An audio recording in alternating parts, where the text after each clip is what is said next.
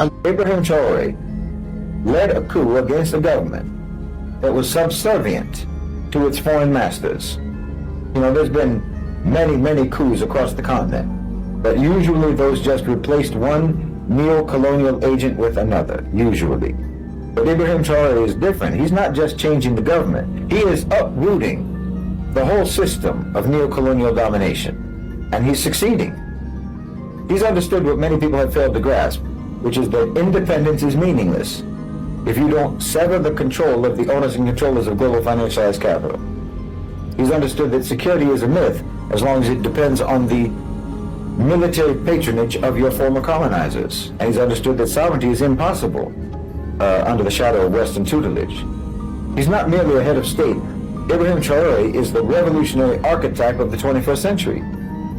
He was forged in the reality of Western-backed insurgency and Western economic warfare and propaganda.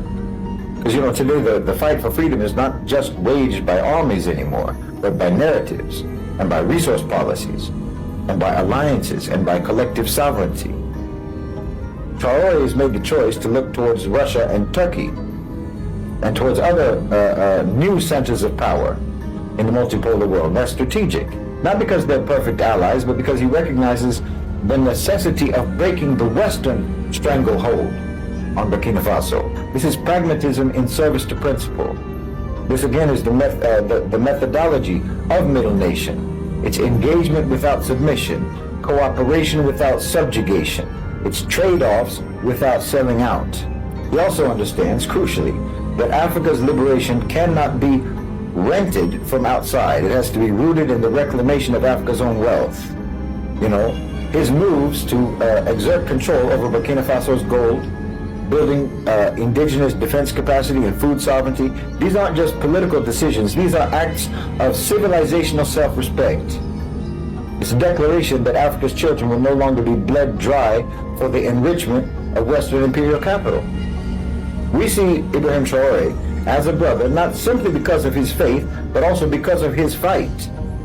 Because he embodies the spirit of the Quranic guidance to stand firmly for justice, even if it is against your own selves, even if it is against those who are in power, and even if it is against the odds. Burkina Faso isn't just a battleground today for the Burkinabe people. It's the front line in a global struggle for liberation. What Ibrahim Traore is doing is echoing in the Sahel, in Niger, in Mali, across Africa, across the Ummah, across the global south, and across the world. Every oppressed people around the world can now look to Burkina Faso and to Ibrahim Traore and say liberation looks like it's actually possible. But obviously the global order trembles at the prospect that anyone is going to follow his example. They're afraid of his courage and his clarity and his defiance in the face of Western power and Western threats, and they should be afraid of that. They should tremble because they know the jig is up. But we know that when they get scared, they get dangerous, and Ibrahim Traore is under severe threat. There's already been something like 20 attempts on his life since coming to power. They just stopped a coup from happening last week, organized by the Americans and by the French, right there in the French embassy. Because a free Africa is just something that old wolf can't take. You know, they've been keeping Africa in the past for so long that they know that if they let Africa get away from them, then they're going to be the ones who are consigned to history. The chains that have been holding Africa down all this time are also the only things holding the West up. So now America has said that they want to arrest him. You know, they've already tried to take him out more than once, like I said. Now they're trying to smear him. They're trying to attack him. They sent the head of AFRICOM to the Ivory Coast a couple of days ago, which is a neighbor of Burkina Faso and which is known to have allegedly anyway participated in the killing of Thomas Sankara.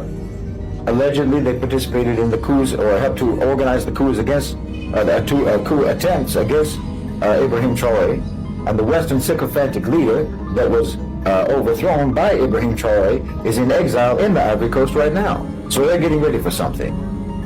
Understand, Ibrahim Traore isn't just fighting insurgents and militants in the desert. No, every time he has to meet with some Western diplomat or politician or ambassador, he's fighting that same enemy. They're just wearing a suit and tie and meeting in some conference room or some embassy somewhere. But it's the same enemy that he's fighting in the desert. He doesn't have a meeting with any Western official except it's a kind of combat. Imagine. The same ones that are smiling at you or from across the table, those are the same ones who are also paying mercenaries to kill you. Listen, this is important.